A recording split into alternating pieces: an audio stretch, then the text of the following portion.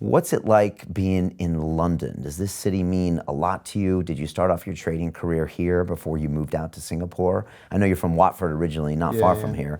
What's the city mean? So I grew up in Watford, and my first job was in 15 Lombard Street for Coots and Company, the Queen's Bank, so right in the heart of the city. So it's always a little bit weird when you come back to the city of London, but in the last 25 years it's changed a lot. It's gone from, bank out to Canary Wharf, and there's little bits and pieces of it coming back. So it's quite fragmented now, but I suppose the first few times it's very weird. You see people looking at you a little bit strangely, and most of the financial institutions that I worked for aren't there anymore. I think 15 Lombard Street is a pret-a-manger now, and I worked at the Commercial Union building by Lloyd's of London for Morgan Stanley, and Barings. Obviously, I put paid to that, unfortunately. Right. All right. And when you were at Watford, did you always want to grow up to be a banker? No. It would never crossed my mind. It was, I always wanted to be a football player or something a little bit more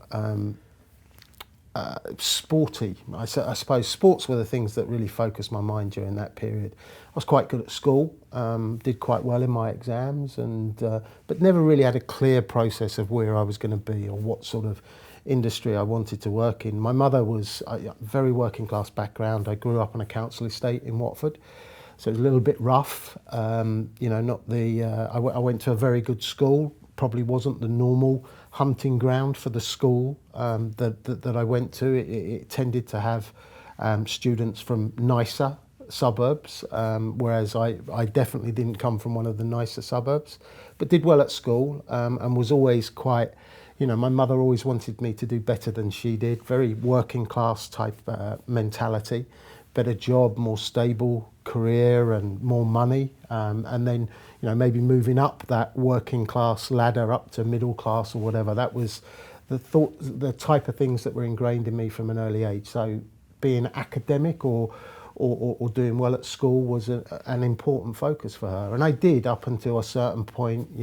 Probably till the age of about 15, when there were a few diversions coming into my life at that time. But I think probably right up until I applied to Coots and Company, which was a bank I'd never heard of. There were only 7 or 8 in London at the time.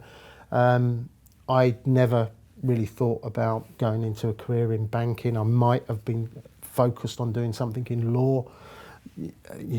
Banking would have been viewed at the time as a job for life, and that would have certainly satisfied what my mother would have wanted for me. I started work at Coots and Company. As I said, it was some people applied to Coots from the school that I went to.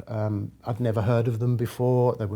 I think there was probably 50 applications from our school, two interviews, and then one job that was offered, and that was to me. So you must have been impressive and maybe good at math and. Yeah, I wasn't bad. I spectacularly failed my maths A level, so I always joke that banking was clearly the only career for me after that failure. But no, I was good at maths up until about the age of 18. I was doing my A levels at the time.